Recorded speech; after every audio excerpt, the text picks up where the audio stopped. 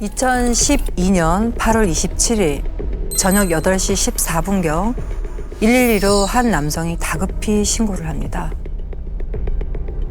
저기 아랫집에 사는 할머니가 아무래도 돌아가신 것 같은데요. 왜 저렇게, 아니 옷을 홀딱 벗고 계시는데 여기 빨리 좀 와주세요. 지구대랑 119가 먼저 출동을 했고 저희도 거의 동시에 연락을 받고 현장에 갔는데 이미 돌아가신 지 좀 지난 상태였습니다. 아유, 야, 이미 돌아가셨구나. 방 한 군데 이불 위에 나체 상태로 누워져 있었는데 얼굴에 베개가 올려져 있었습니다. 얼굴에? 얼굴에, 야. 베개로 할머니를 지식시킨 것 같은데. 그렇게 추정됐죠. 근데 범인이 베개만 쓴 것 같지 않더라고요. 목에도 희미하게 자국이 있는 것 보니까 목도 조른 걸로 보였습니다. 야, 또 졸렸구나. 근데 옷을 다 이제 벗겨져 있는 상태라고 하니까 성범죄 관련한 범죄일 수도 있겠다는 생각. 현장만 봤을 때 성범죄를 단정할 수 없었습니다. 보통 강제로 지압하게 되면 허벅지나 양팔에 멍이 들어있는데 멍이 보이지 않더라고요. 근데 신고자는 그거 어쩌다가 그걸 직접 보게 된 건가요? 그러게요. 아니, 문이 좀 열려 있었나? 그 집이 3층짜리 다세대 주택인데 굉장히 좀 특이한 구조였습니다. 할머니가 사는 곳은 반지하층이었고 단칸방이 2개가 나란히 붙어 있는데 철문으로 된 대문이 각각 따로 있었습니다. 2층, 3층 올라가는 계단은 대문도 또 따로 있었고 계단으로 대문이 하나가 더 있었고요. 할머니 집 대문은 잠겨 있었습니다. 아, 잠겨 있었다고요? 한 건물에 대문이 3개라는 게 조금 특이한 구조이긴 하네요. 그 대문이 잠겨 있는 할머니 집을 신고자는 어떻게 본 건가요? 신고자는 할머니 집 바로 위층에 사는 부부였는데요. 할머니가 폐지를 모아 파셨는데 윗집 남편이 저녁에 퇴근할 때쯤이면 항상 대문 앞에서 그걸 정리하고 계셨다고 했거든요. 근데 그날은 보이지 않았다고 했습니다. 아내도 아랫집 할머니가 종일 안 보인다면서 걱정을 많이 했다고 하고요. 그래서 부부가 내려와 봤는데 대문이 잠겨 있는 데다가 할머니를 불러도 대답이 없었다고 합니다. 한여름철이니까 창문은 열려 있겠지 싶어서 갔더니 창문도 닫혀 있었다고 하고요. 혹시나 싶어서 방범 창살 사이로 손을 넣어서 문을 살짝 밀어봤는데 열렸고 신고한 상황이었습니다. 야, 창문으로. 일단 반지하층이니까 방안이 훤히 보였겠네요. 그렇겠네. 창문에 방범 창살이 있으면은 창문으로 침입한 건 아니라는 얘기잖아요. 대문도 잠겨 있었으니까 범인이 어떻게 들어간 건지가 의아하네요. 그러게요. 이 대문이 범인이 나갈 때 자동으로 닫힌 건가? 강제 침입한 흔적은 없었나요? 강제로 침입한 흔적은 없었습니다. 대문은 닫혀 있었는데 그 안에 있는 현관은 열려 있었더라고요. 그래도 열쇠도 꽂혀 있었고 이웃들 말로는 할머니가 평소에도 현관은 잘 안 닫고 생활하셨다고 했습니다. 아, 대문만 잠그고 사셨네. 지금 상황에서는 이게 면식범인지 비면식범인지 판단하기가 좀 어려워요. 네, 판단하기가 어려워요. 집에 범인이 남기고 간 흔적 같은 건 있었을까요? 몸싸움을 한 흔적은 없었고요. 할머니 얼굴 위에 있던 베개 한가운데 핏방울이 하나 떨어져 있더라고요. 그래서 과수팀이 감식을 해보니까 이불이랑 할머니 발 쪽에 있던 옷에서도 혈흔 몇 방울을 더 찾아냅니다. 싸우는 적은 없는데 피가 떨어져 있다? 그 할머니께 아니라면 이게 범인이 흘린 걸 텐데 어딘가 그건 뭐 긁혔다거나 다쳤다는 얘기일 수도 있을 것 같고요. 근데 혹시 할머니는 혼자 살고 계셨던 건가요? 네, 자녀가 있긴 했는데 거의 왕래 없이 20년간 혼자 있는 걸로 확인이 됐고요. 연세가 좀 많으셨습니다. 그때 당시 78세였거든요. 어이구. 야, 그 일인데도 그러니까 아니 연세가 그렇게 좀 많으시면 저항도 제대로 못 하셨을 것 같은데. 이 단칸방에 혼자 사는 할머니 집에 강도가 들어가지는 않았을 것 같은데 왜 할머니를 그렇게 살해했을까요? 혼자 사셨던 거면은 언제 일이 벌어졌는지도 좀 확정하기 힘든 거잖아요. 정확한 시간은 알 수 없었지만 할머니 집 바로 옆에 젊은 여성이 혼자 살고 있었는데 밤에 일을 해서 전날인 26일 저녁에 출근했다가 신고 당일인 아침에 들어왔다고 하더라고요. 집에 있는 동안 이상한 소리는 못 들었다고 했고요. 할머니 집 주방에 그 틀니가 있었는데 틀니가 물에 담겨져 있었고 설거지도 깨끗하게 해둔 상황이라서 아마 저녁 식사를 마치고 잠잘 채비도 다 하셨던 걸로 추정이 됐습니다. 그러니까 신고한 부부도 매일 보던 할머니가 그 신고 당일 27일에 못 봤다고 한 걸 보면은 26일 밤부터 새벽 사이에 일이 벌어진 것 같습니다.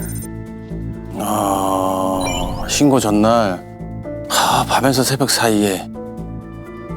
혹시 CCTV는요? 골목 입구에 한 대 있긴 했는데 좁은 골목 안쪽으로 다세대 주택이 다닥다닥 붙어 있었거든요. CCTV에 찍힌 사람이 어느 집에서 나온 사람인지도 확인이 어려웠습니다. 범행 추정 시간에 막 뛰어나오거나 허둥지둥 나오는 사람도 없었고요. 야, 그러면 일단 수상한 사람이 전혀 보이지 않았다는 건데 일단은 지금 상태는 부검 결과가 되게 중요할 것 같은데 결과는 나왔습니까? 사인은 경부 압박 질식사로 나왔습니다. 피해자 허벅지와 음부에서 남성 DNA가 발견됐는데 현장에 떨어져 있던 혈흔과 일치했고요. 피해자의 손톱 밑에도 같은 DNA가 확인됩니다. 이야, 이거 진짜. 성범죄가 맞는 거죠, 그러면? 할머니 목을 조을 때 할머니가 범인의 어딘가에 그 색이 핥힌 그런 모양인 것 같아요. 피가 난 거 보니까. 데이터베이스는 없었고 아직도 한 번도 검거되지 않았다거나 훨씬 이전에 성범죄를 저지른 전과자일 수도 있는 상황이었죠. 이야, 이거 너무 막막한데. 그러니까 이게 좀 금전을 노린 것 같지는 않고 오로지 성범죄가 목적이었으면은 변태나 뭐. 혹시 주변에 그 용의선상에 올릴 만한 사람은 없었던 거예요? 통화 내역으로 자주 연락을 했던 사람들을 통해 용의선상에 올린 사람들이 몇 명 있긴 했는데요. DNA가 일치하지 않았습니다.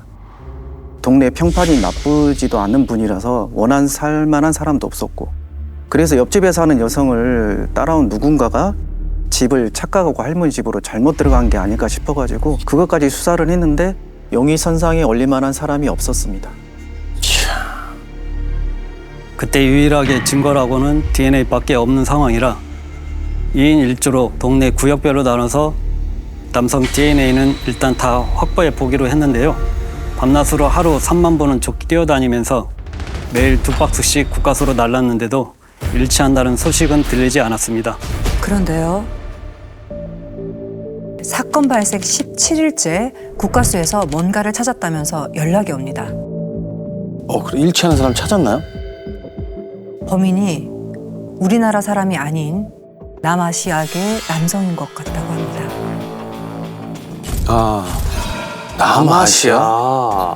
저쪽 우리가 인도나 이런 파키스탄 그렇죠, 쪽 그쪽이죠. 그쪽인데 제가 연락을 받고 대체 남아시아계면 어느 나라 사람인지 확인해 보니까 인도, 파키스탄, 방글라데시, 그다음에 아프가니스탄, 스리랑카, 네팔, 부탄, 몰디브 이렇게 8개 나라가 나오는 겁니다.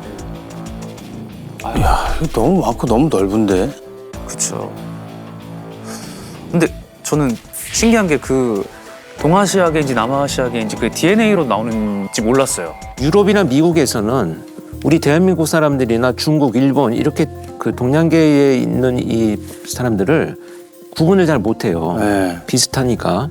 우리도 마찬가지로 잘 구분 못하는 것처럼 분명히 닮은 점들이 있단 말이죠. 그게 이제 뭐냐면 다 유전적인 특징 때문에 그런 건데 이 특징들이 이제 DNA 패턴으로 나타나고 있습니다. 그래서 DNA로 어느 계통에 가까운지 이런 추정이 가능하게 된 거죠. 그렇죠. 뭐 동남아도 마찬가지고 유럽이나 아프리카 네, 가보면 다 비슷비슷하잖아요. 그렇습니다. 근데 좀 피해자인 할머니가 외국인이랑 이런 아는 사이기는 조금 힘들 것 같고 외국인 노동자일 가능성도 없고 그럼 찾기 어려울 수도 있잖아요. 그렇죠. 일단 국과수 결과를 믿을 수밖에 없으니까요. 주민센터를 통해서 동네에 사는 외국인 거주자들 명단을 다 받아서 DNA를 다시 따러 다녔죠. 이 지역에 살고 있지 않을 가능성도 있어서 서울, 경기 지역까지 명단을 확보해 보기로 했는데요. 그러다가 이제 형님이랑 저랑 피해자 집을 앞을 지나는데 아시아계 혼혈처럼 보이는 남학생 2명이 골목에서 보이더라고요. 피해자 집에서 불과 50m도 안 되는 집으로 쏙 들어갔고요. 아시아계 혼혈 50m 바로 코앞인데. 너무 가까운 곳이라서 그리고 외국인이니까 제일 먼저 아마 확인하셨을 것 같은데요. 그 집도 갔었죠. 그것도 여러 번 갔습니다. 갈 때마다 아내만 집에 있고 남편은 출장을 갔다고 해서 DNA를 확보하지 못했던 집이었거든요. 분명 그 집 세대주도 확인했는데 이름이 석자였습니다. 한글로요. 등본을 제가 떼보니까 그 30대 후반의 남성이었는데요. 주민번호 뒷자리 첫 숫자가 1이 아니라 5였습니다. 아. 오는 처음 들어보고 오는 3, 뭐야? 4까지는 이제 2000년도 이후생은 있는데 5는 뭐죠? 네, 이 귀화한 외국인들. 그런 것 같았습니다. 그래서 아내한테 물어보니까 한국에 유학 갔다가 1994년도에 결혼을 하고 2004년도에 귀화해서 우리나라 국적을 취득했다고 했는데 남편이 원래 방글라데시 사람이었다고 합니다. 아, 방글라데시. 단서가 나오네. 근데 30대 후반에 그리고 아내랑 자녀들도 있는데 78세 할머니를 그게 말이 되는 건가 싶어가지고요. 야, 이 유명하다 보면 이상한 일이 진짜 많이 일어나더라고요. 근데 지금 상황이 아내한테 출장 갔다고 하고 도주한 것 같은데. 언제 어디로 출장을 간대요? 아내 말로는 27일 아침에 부산으로 갔다고 했습니다. 전날 저녁에 퇴근해서 같이 밥도 먹고 잠도 잤다고 했고요. 아내의 동의를 받고 남편이 사용했던 그 칫솔을 수거를 했습니다. 그래서 국과수에 보냈고 남편의 휴대전화 번호도 받아냈죠. 그러면 그 칫솔에 나온 게 DNA가 맞았어요? 감정이 안 됐습니다. 에? 그때 칫솔을 깨끗이 헹궜는지 DNA가 거의 없었고 근데 아내에게서 받은 전화번호의 가입자가 또 다른 외국인이 나오는 겁니다. 또 다른 외국인이요? 가입자인 외국인을 만났는데 대뜸 저희한테 그 남자를 꼭 잡아달라고 하더라고요. 그 남자한테 휴대전화를 개통한 적이 있는데 자기 명의로 몰래 번호를 하나 더 만들어서 요금이 70만 원이나 밀린 걸 뒤늦게 알았다고 했고요. 알고 보니 그 외국인처럼 입고 간 지 얼마 안 된 외국인들을 상대로 대포폰을 만들어 해외로 빼돌리고 있었습니다. 야, 대포폰 판매업자였구나. 그러니까 출장 다니네 뭐네 하면서 여기 속인 거군요.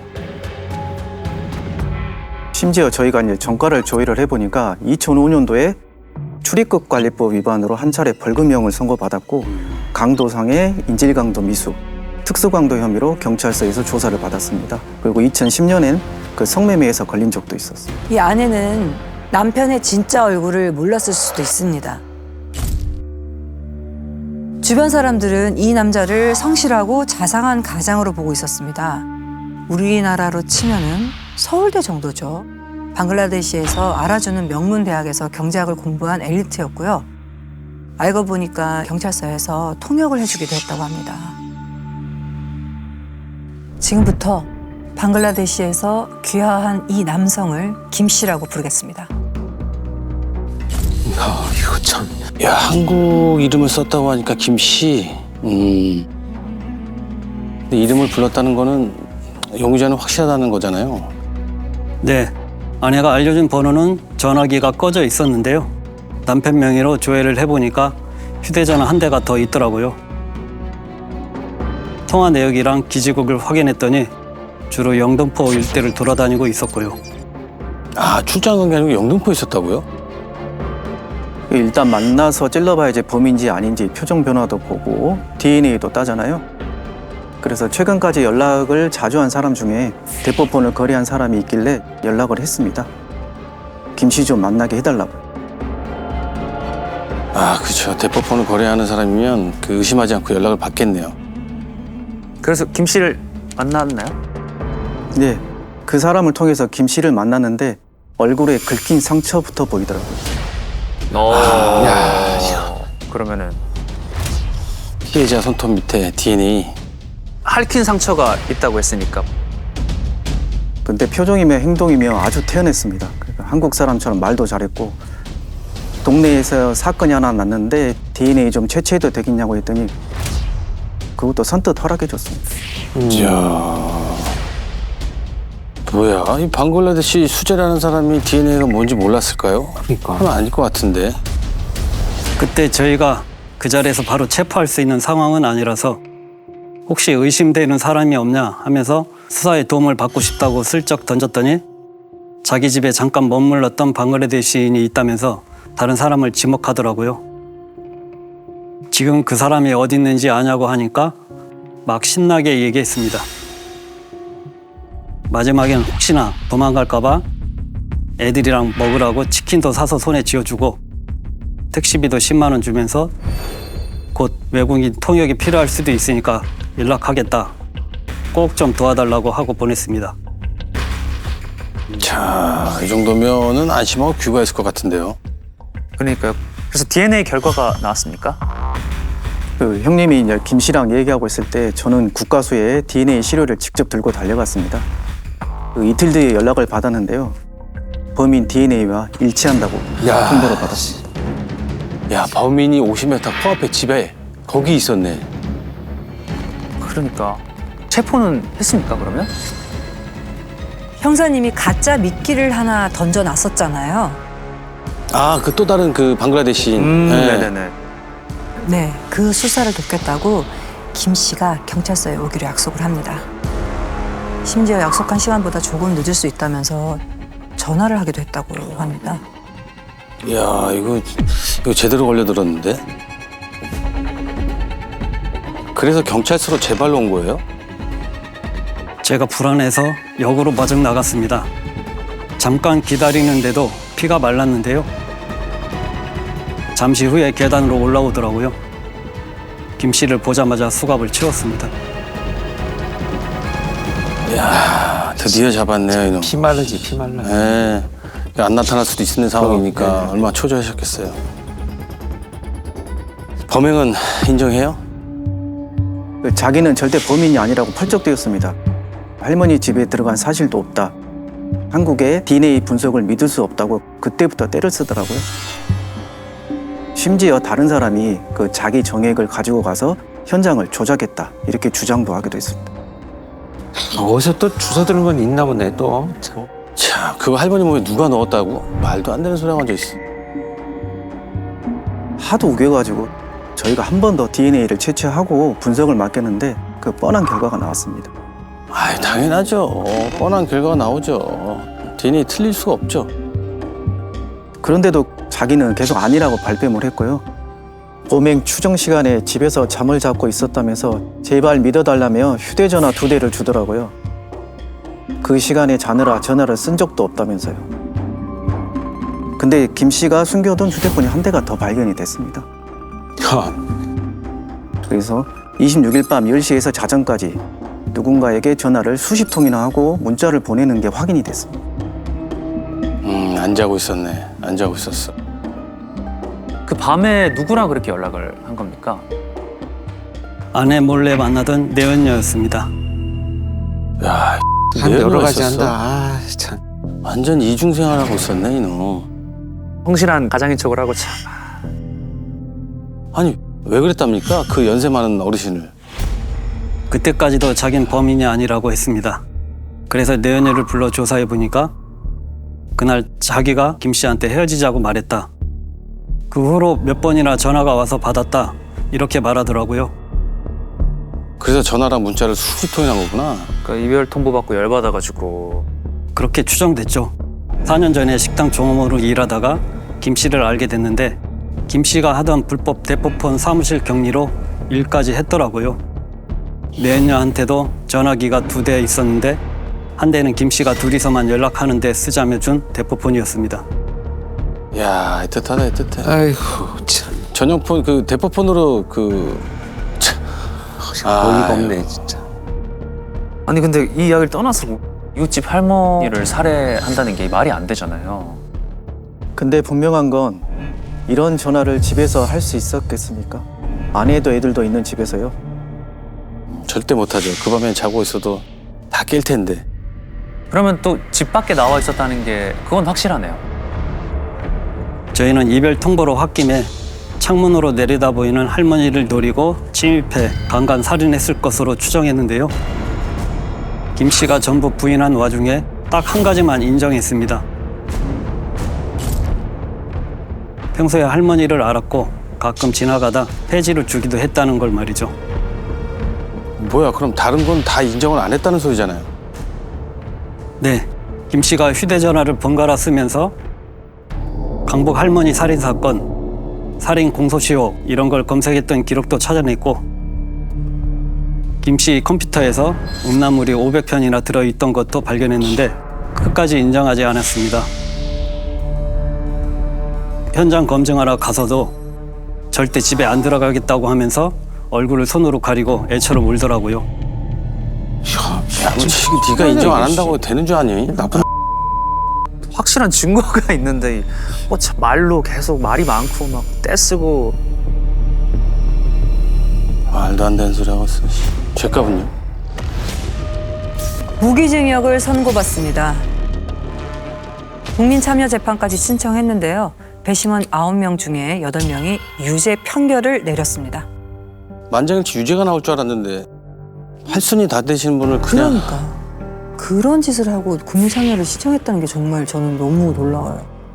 자기가 이제 동정표를 좀 받겠다라는 거죠. 이제 눈물 철철 흘리고 이런저런 변명을 대면 판사의 판결보다는 참여재판에 왔던 배심원들이 좀 동정표를 더 받을 수 있지 않겠느냐는 얕은 수를 쓰는데 지금은 배심원들이 그렇게 어리석진 않죠. 끝까지 반성을 안 한 거지. 말 그대로 얕은 수. 즐겨봐 이 채널.